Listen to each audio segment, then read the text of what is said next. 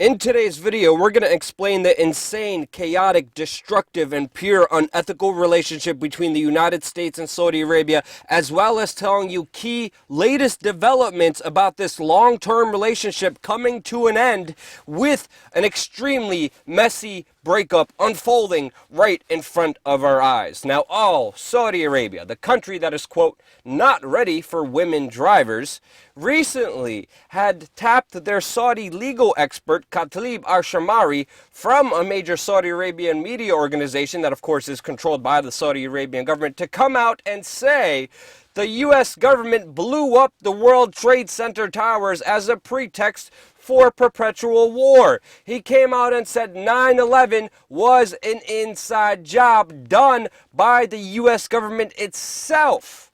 Now, of course, the Saudi Arabian press, which is controlled by their government, is furious because the U.S. Senate has just voted and approved a bill that allows the families of 9/11, the victims, to sue Saudi Arabia for helping finance these attacks. And we know, everyone knows, Saudi Arabia's second biggest export, other than oil, is terrorism. The New York Times even reported from a 2002 commission inquiry that the 9/11 attacks have found that Saudi officials living within the United States at the time had a hand in the plot. Of course, the U.S. government covered this up. The U.S. government flew high royal Saudi Arabians connected with the bin Laden family, connected with Al-Qaeda, out of this country when no one was allowed to fly on September 13th, 2001.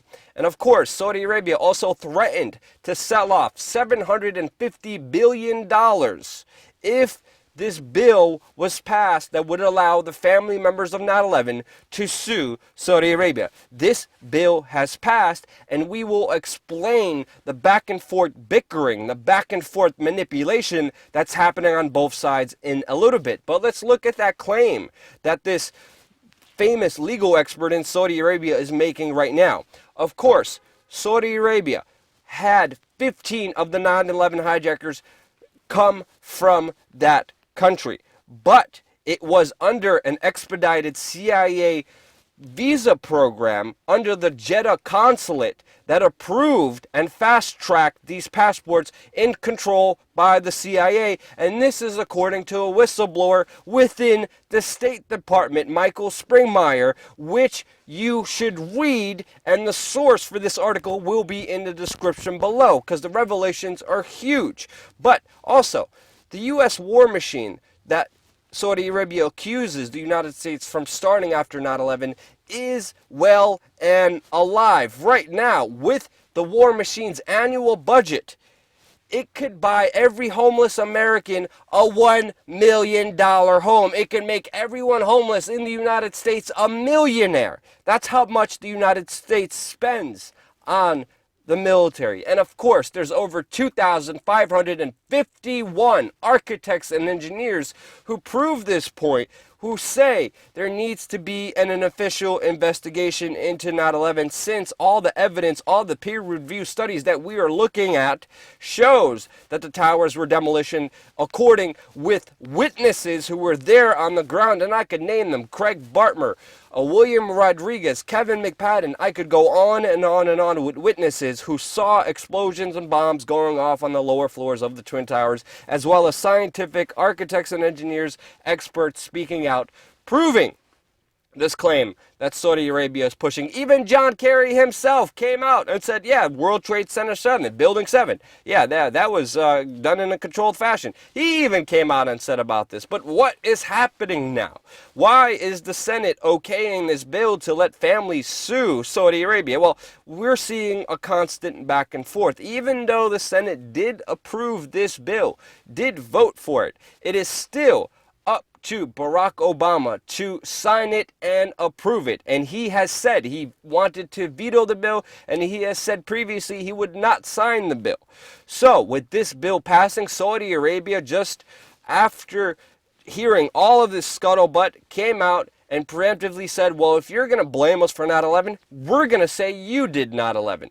The relationship between Saudi Arabia and the United States has been a very close one, especially when it comes to radical Islamic terrorists. The United States and Saudi Arabia are fighting the United Nations not to designate a terrorist organization which is tied to Al-Qaeda inside of Syria, to make sure that they are not designated as a terrorist organization so Russia can't bomb them. Saudi Arabia and the United States are rejecting the attempts of Russia to label Al-Qaeda terrorists as terrorists. This is unbelievable. Meanwhile, Al-Qaeda rebel groups have visited the United States, met with U.S. politicians, while the State Department says, well, we had no idea this was even happening. And this is happening right in front of our eyes as Al-Qaeda is coming to the United States, meeting with U.S. politicians. This is utterly just nuts and insane news, but you see this relationship with the United States, with Saudi Arabia, helping radical Islamic terrorists inside of Syria has been going on for quite a while, ever since the beginning. And we'll explain why this is happening in a little bit. But also, with Saudi Arabia's illegal war on Yemen, using barrel bombs, violating international laws, forcing a war on Yemen right now in its brutal scale, the United States is quietly helping Saudi Arabia wage this devastating aerial campaign on civilian populations. It was also Hillary Clinton who sold those illegal barrel bombs to Saudi Arabia. She celebrated the victory, and Saudi Arabia donated over $100 million to her. This is the toxic, insane relationship that has started all because of oil. As we know, the United States used to buy oil from Saudi Arabia based on the petrodollar. That is the main thing that is giving the US dollar any value. It's because it is traded globally. Saudi Arabia made a deal with the United States, and the United States used to be the biggest purchaser of oil from Saudi Arabia, and they did this all based off the petrodollar. The Saudi Arabians would have done this, would have kept this up. It would have been a good relationship. But now, with this failed pipeline that not many people know about, but the United States and Saudi Arabia had a planned pipeline that would have gone through Saudi Arabia, through Syria, through Turkey, into Europe, and bypassed Russia's complete monopoly and control of European oil sales. Russia sells a lot of oil to Europe. If Saudi Arabia would have built this pipeline, which was planned years and years ago, they would have undercut Russia and had a direct line to Europe, and Europe would have purchased oil from Saudi Arabia. The only country that stood in the way was Syria. Syria had a very strong alliance with Russia, and Syria said, no, we're not going to throw Russia underneath the bus. We're not going to allow this pipeline to be built years and years ago.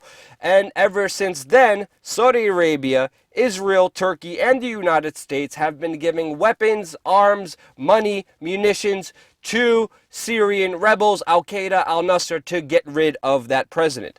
And because of this failed oil deal, because of the low oil prices, you see the tensions rise between the United States and Saudi Arabia. Saudi Arabia is now preparing for the end of oil. The richest oil country in the world is building a $2 trillion post-oil fund, since the demand of oil is going down and causing this conflict between the United States and Saudi Arabia. Saudi Arabia is going to go broke because of these latest revelations that are happening. Because now Russia and Saudi Arabia are pumping as much oil as possible. The demand for it is low. Because there is so much of it, the price naturally goes down. They are in competition with each other, have been in competition with each other. They tried to undercut each other. It didn't work. And now, with the low oil prices, they are going after China, which is going to piss off the United States. Right now, Saudi Arabia is selling a lot of oil to China. But Russia is doubling down on their oil exports to China, and they have just stolen the Saudis' crown, China, and Russia is now the top oil producer, oil supplier to China. And Russia and China have made an agreement and are now selling this oil on gold-backed yuan, a new currency that China has launched that cannot be traded or used for U.S. dollars. With Russia now stepping in, having a great relationship with China. China and Russia are making a deal against the US petrodollar. Saudi Arabia, most likely, again, this is all speculation, I can't have anything to verify this, but I personally believe Saudi Arabia needs to survive by selling more oil to China. They only accept gold-backed yuan for their oil. China is pressuring Saudi Arabia. Saudi Arabia is thinking about switching alliances from the United States to China in order to economically survive. That's why the United States came out and said, well, we're going to say you did 9/11. Now Saudi Arabia, on a low level from their media, which is controlled by the government, is saying, no, you did 9/11. And this is the back and forth bickering happening geopolitically, all based on power, money, and control. A full breakdown here on youtube.com/wearechange. Subscribe. As this relationship becomes more destructive and chaotic to both sides, we will be here breaking down the latest geopolitical international news like no one else on the internet. Subscribe. Support us on Patreon. $1 a month keeps us fully free and fully independent for us to be able to provide you the news that we are providing you here today. Thank you again so much for watching. Subscribe. We're going to have a lot more coming here your way.